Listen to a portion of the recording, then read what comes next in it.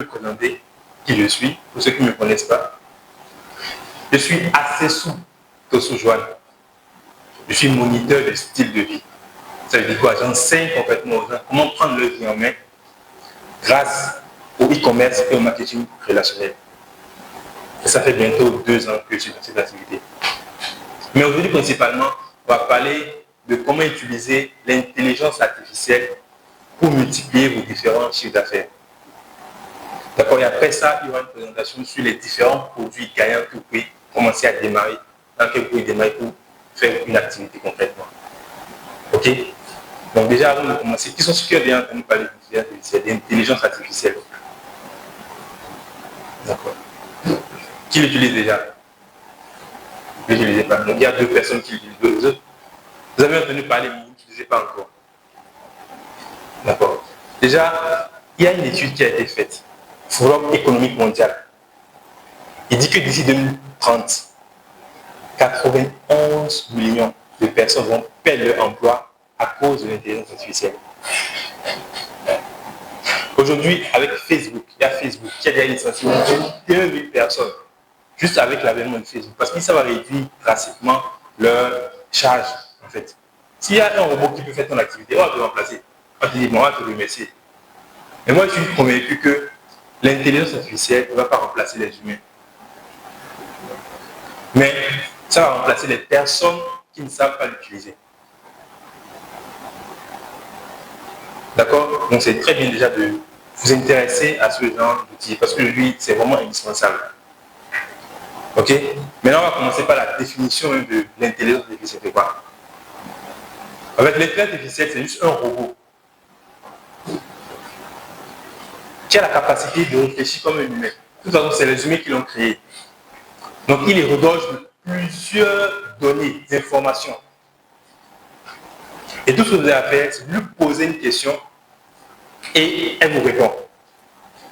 Et les questions qu'on pose à l'intelligence artificielle, on appelle ça des prompts. Ok? Donc, pour faire une analogie que vous comprenez correctement, imaginons que vous êtes sur Google. Vous tapez une recherche. Vous mettez quels sont les 5 métiers d'avenir d'ici 2030.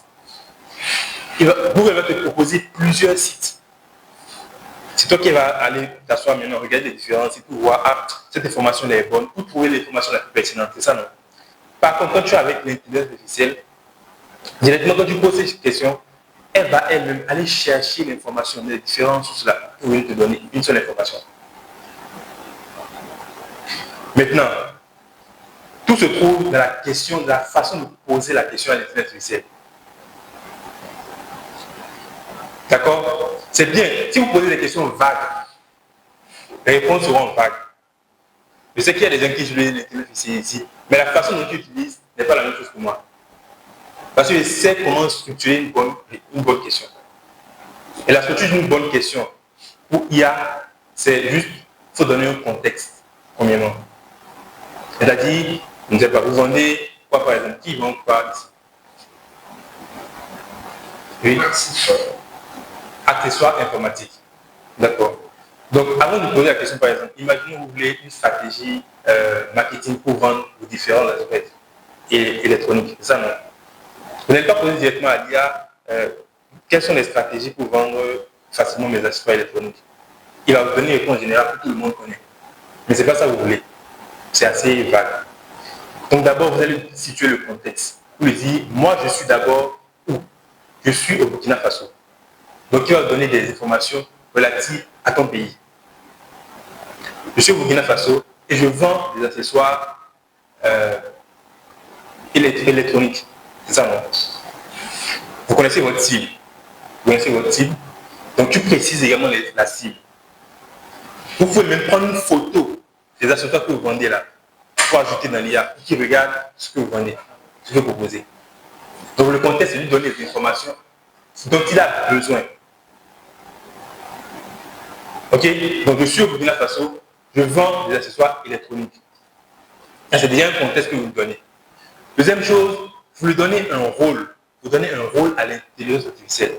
Ok, tu es expert en e-commerce et en stratégie de vente. Là, il va se comporter comme quelqu'un qui est expert dans un domaine. Donc, c'est comme si vous allez voir un consultant marketing pour lui dire, ah, voici, moi j'ai un programme, j'ai un produit à vendre, propose une stratégie. Donc, c'est comme si vous communiquiez à un expert. Deuxième chose, maintenant, vous posez votre question. Donc, le contexte, c'est, je suis au Burkina Faso, je vends des accessoires électroniques, vous ajoutez peut-être une photo de ce que vous vendez, vous donnez un rôle à l'intelligence artificielle pour vous dire, ah, tu es expert en e-commerce, tu es expert en stratégie de vente. Peux-tu me proposer une stratégie marketing pour vendre des produits au Burkina Faso? On va passer à la phase pratique pour que tout le monde puisse appliquer en même temps pour voir. Donc, c'est un peu ça la structure de l'intelligence artificielle, la structure des questions qu'on pose à l'IA. OK? Quand vous suivez cette structure, c'est parfait. Les résultats sont assez performants. OK? On va passer à la phase pratique après la phase théorique là, pour que vous puissiez manipuler pour voir comment ça se passe concrètement. D'accord? Maintenant, il y a plusieurs intelligences artificielles. Il y en a pour générer des images. Il y en a pour faire des voix. Il y en a pour générer des vidéos. OK? Il y en a pour faire des recherches. Et ce que moi j'utilise le plus, c'est pour créer des contenus, des textes écrits, d'accord, pour créer des visuels et pour créer des vidéos.